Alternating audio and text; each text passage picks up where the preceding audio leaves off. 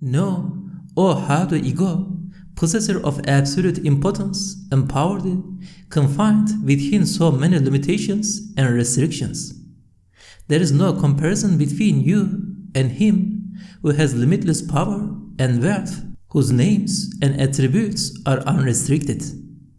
All creation is in his power's grasp, and the heavens are rolled up in his right hand. No particle moves without his permission. He has no partner in his sovereignty and divinity, and no one can contend with him in his dominion and lordship. There is no deity but he. If you were to enter into partnership with your Creator in his lordship, there would have to be a comparable relationship between you and him. But there is not, nor can there ever be, such a relationship. How can a gnat weave those richly decorated garments for those worlds according to each one's size? Your duty is to be a worshipping servant, for therein lies the perfection of your potential. Servitude is based on and flourishes by humility and acknowledgement of one's being nothing before God. It begins with this acknowledgement and ends in being a beloved of God, which yields the fruit of being loved by God. As servitude is the opposite of lordship and sovereignty, there can be no comparison between them. You are loved by God and deserve His mercy based on your awareness of your distance from His lordship and sovereignty. Like a black page showing the letters written on it in light, servitude reflects and shows lordship through contrast. The blacker a page is, the more clearly and radiantly it shows lordship. The more conscious beings are of their nothingness before God, the more radiantly and apparently they reflect the manifestations of the necessarily existing being's existence. There is no deity but He. No, O one who fancies that some prophetic sayings exaggerate the virtues of religious deeds. Some narrations say that whoever does certain virtuous deeds will receive as much reward as that of all humanity and jinn. Some say that such narrations only seek to encourage people to do them. Others say that they show how meritorious these deeds are.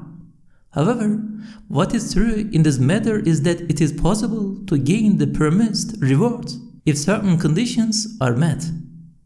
It is enough to establish their truth that some, but not all, who do such deeds may gain the promised reward, not whenever they perform them, but only in certain circumstances. Such narrations convey the idea of potential reward in such deeds. However, the reward cannot be obtained by everyone or whenever those deeds are done, as gaining it requires utmost sincerity and God's acceptance. Also, any reward comes from His overflowing grace and munificence, and the servant will feel infinite need for reward in the everlasting abode.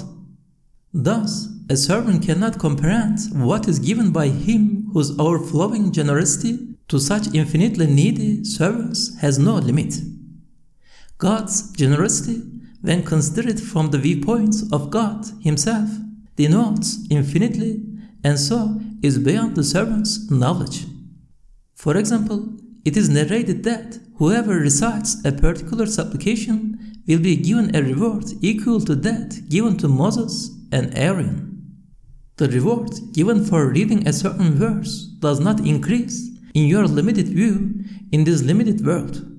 However, when approached with respect to God's infinite generosity, the reward promised depends on the intention's sincerity or purity and its being acceptable by God.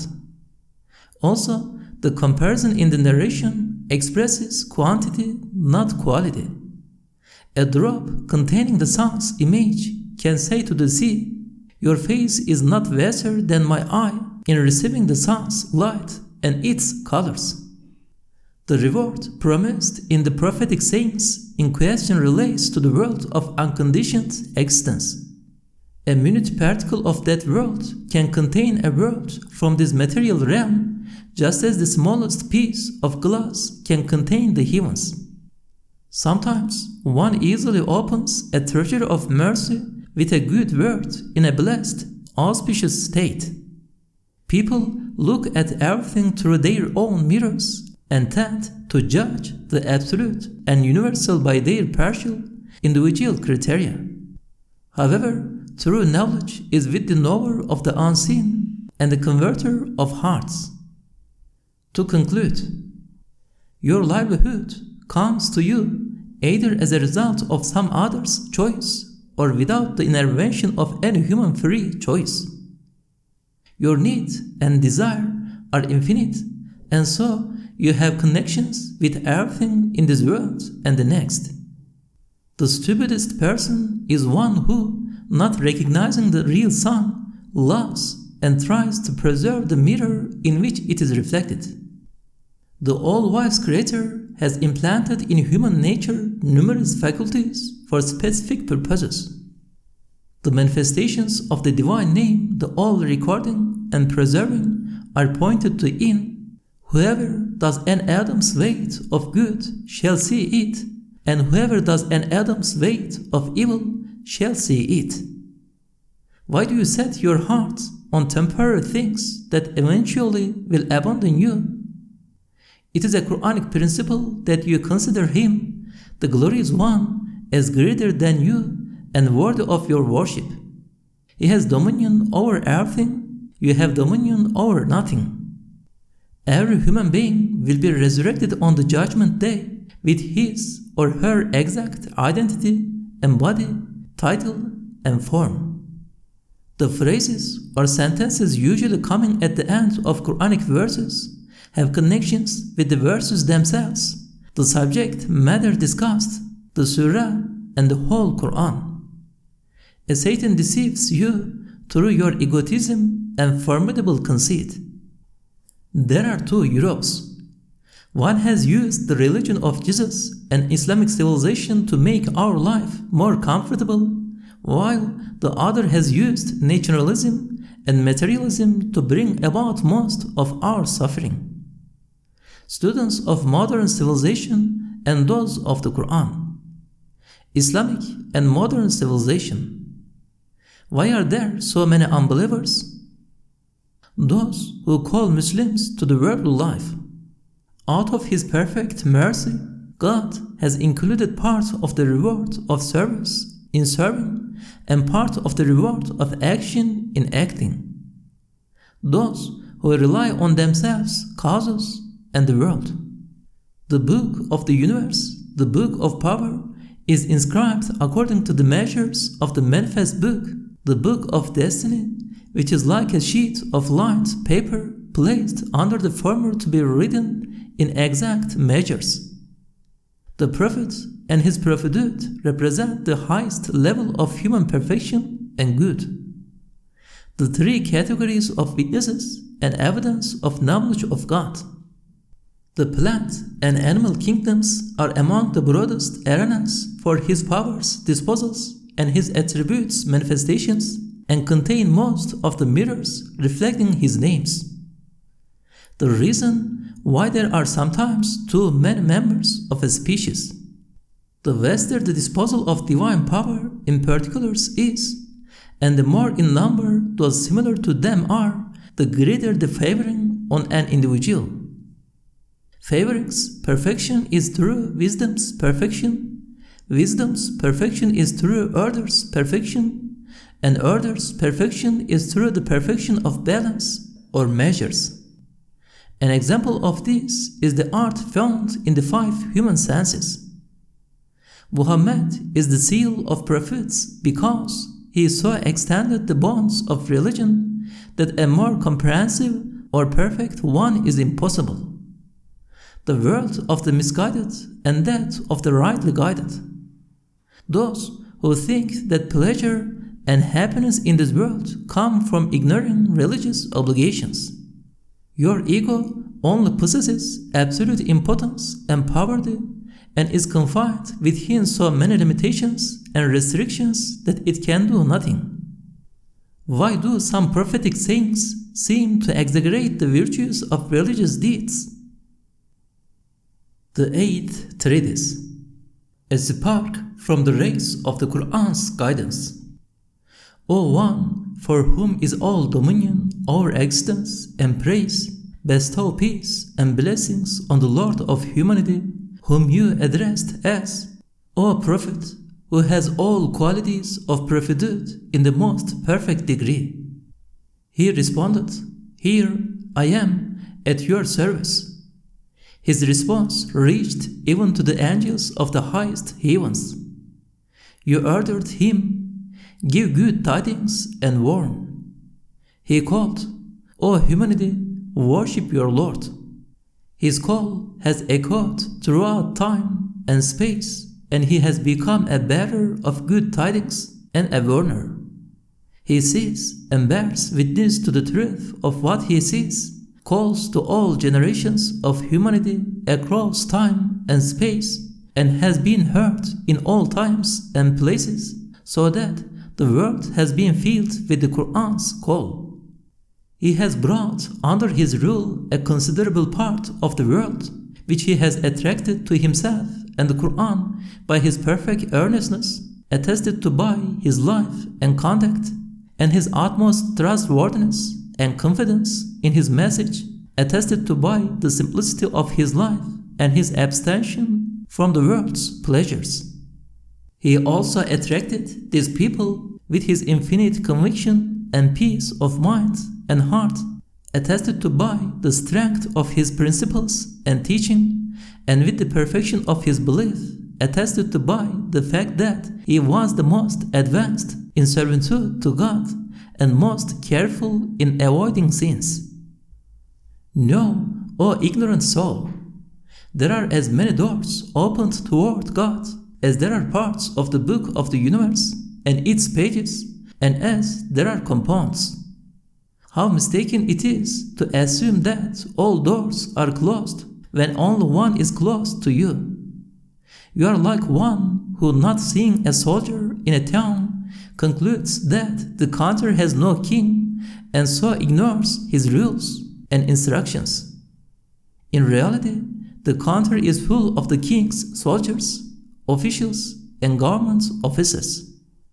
Know, O friend, that this proves that the inner existence is more perfect and excellent, vigorous in life, decorated, subtle, and better than whatever the outer existence displays in the name of life, consciousness, and perfection.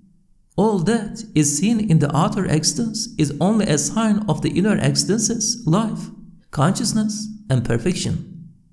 If the inner existence were lifeless, the outer existence could not display life and consciousness.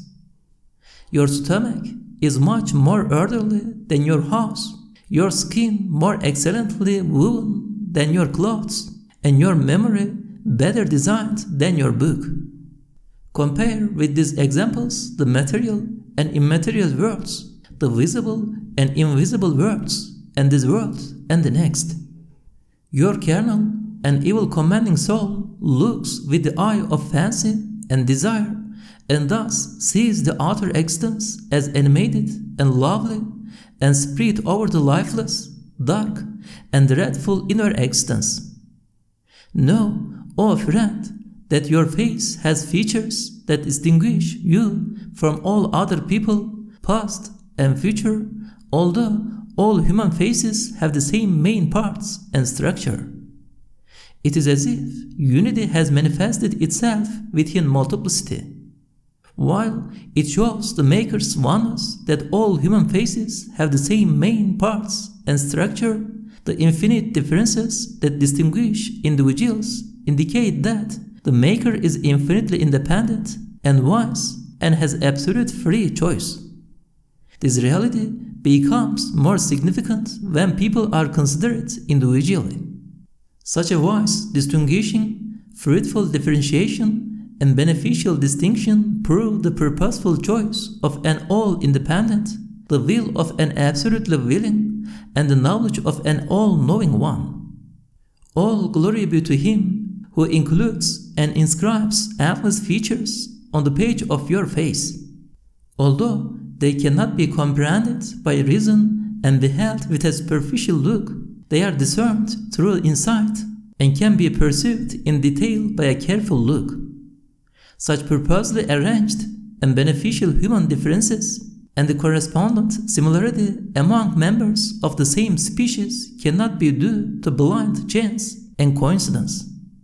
Rather, they are the art of an all-hearing and all-seeing, all-knowing and all-wise one.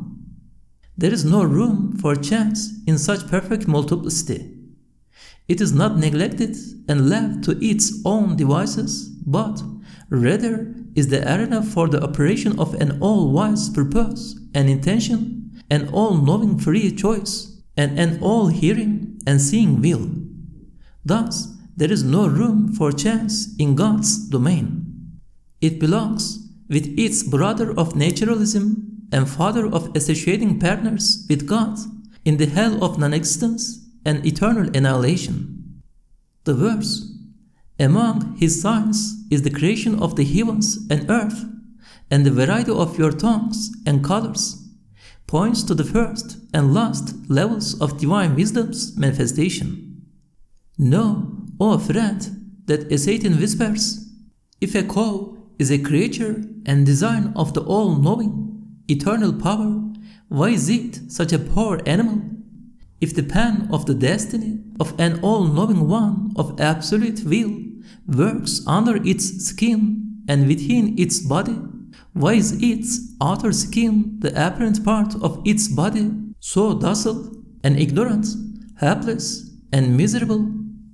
Answer: if the eternal power's art did not clothe everything with what it needs, your donkey's ear would be more intelligent and skillful than you and your teachers, and the insight of your fingers would excel you in consciousness and willing.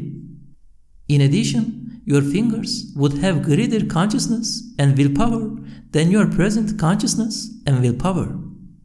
Everything has been given a certain capacity together with a potential to expand and develop. Moreover, divine destiny appoints a certain measure for everything and a receptacle according to that measure. This determines the capacity of that thing which is received from the absolute source of everything. What is emitted from inside to outside is in accord with the will of that source and the capacity of the thing, and in proportion to the need and its degree and to the extent of the ability, and according to the measure fixed by the divine names manifested on that thing.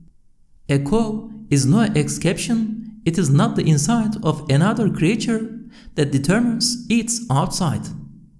One who expects all of the sun's qualities to be in its image reflected in a bubble is grossly deluded, for an image points to the original but does not possess all of the sun's qualities.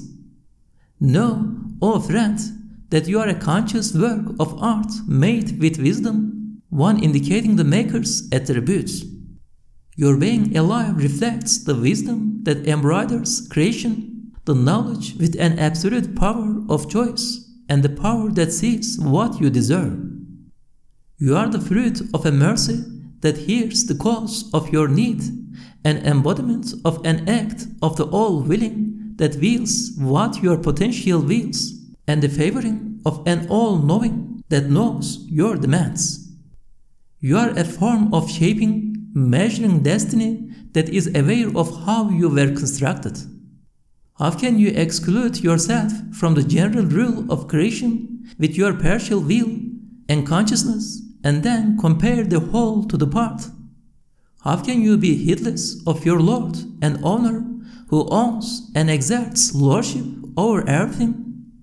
How can you imagine, despite the knowledge encompassing all creation, that there is no one watching you, one all-hearing and all-seeing, all-knowing and all-answering the calls and prayers, all-helping, who hears your crying, sees your destitution, and knows your sins? O wretched soul, why do you fancy that you are excluded from the sphere of divine laws and wrong all other beings without attaching any importance to them, or feel constrained to bow before them, or see yourself as responsible for managing them. You cannot bear such a burden. Abandon associating partners with God, which signifies your separation from the primordial nature He has given to creation, and enter the sphere of God's dominion, where you can find peace of mind and heart and become a respected brother or sister of all beings. Otherwise, you are like one charged with handling a steering wheel on a vessel carrying the king's goods. Instead of putting the load on the ship and steering the wheel lightly, such a person carries the load on his or her back. Anyone with a bit of intellect would say, I travel on this vessel, so I must place my load near the goods of the king, my lord and administrator. In addition, O wretched soul, obtain rest and peace by placing the Islamic rules and principles on the vessel of the Muslim world's mind. Know, O friend, that the one who created you also must have created the universe and its contents, for whatever is in you also exists in it. The one who created you must be the creator of all things, for the creator of a melon is also the creator of its seed, which is its miniature sample taken from and contained within it. Know, O friend, that as a restricted being, your body, lifetime, and power are all restricted. Do not waste your short, transient life on transient things. Rather, spend it for what is permanent so that it may gain permanence. At most, your life here will last for 100 years, as if eating 100 dried dates. Without the tree that yields them, they give some benefit but cause more hardship only during your life. They are of no use to you after you die. If you seek the afterlife and bury those dates in its soil and water them with the Sharia, you can obtain 100 marvelous date palms. One who sells 100 excellent date palms for 100 dried dates deserves only to be wood for the fire. Know, O friend, that the carnal souls believe that it is somehow excluded from the sphere of the manifestations of destiny, and divine attributes is the source of all illusion, doubt, and misguidance. This supposed exclusion leads the carnal soul to think that it is free of divine rule, and so it excludes from God's kingdom and His powers control whatever it comes across in existence, which depends on divine destiny and is ruled by one or more divine names. Through forced analogies and interpretations that will make it the teacher of devils, the carnal soul reflects some of its states coming from associating partners with God to that innocent thing. The carnal, evil-commanding soul resembles an ostrich. It sees that which is against it as for it. Or it is like the sophists who say to one of two people arguing with each other, your opponent's arguments reject you, and then turns to the other and says, your opponent's arguments invalidate yours. You are both wrong. Know, O friend, that the carnal soul supposes the other world to be an expansion of this one and seeks to continue its heedlessness. Thinking of the afterlife, although not convinced of its coming, it seeks relief from the terror of the world's annihilation and the pain of decline. Taking refuge in heedlessness or doubt about the afterlife, it seeks to be saved from the troubles of working for the afterlife. It looks upon deceased generations as living, but concealed from us, and learns nothing from death. Under the illusion of implanting its worldly expectations in the afterlife's soil, using the afterlife as an excuse for clinging to worldly expectations, It thinks, my expectations have two aspects. One relates to the world, which is impermanent and scatters like dust. The other relates to the afterlife, which is built on the same foundations as the world and its expansion. For example, knowledge has two aspects, one illuminate, the other dark. The devilish carnal soul shows the illuminate side and offers the dark one under its guise. By trying to convince people that knowledge will bear fruit in the hereafter, it calls them to use it for worldly benefit. In short, the carnal soul is like an ostrich or a devilish sophist. Know, O friend, that I am absolutely convinced that if God is not accepted as the creator of all things, then He is not the creator of anything. Creation is a complete entity like an organism, all parts of which are interlinked and related. As there is no room for division, whatever we acknowledge with respect to something necessitates doing the same for everything. Also, the Creator is either one or endless in number.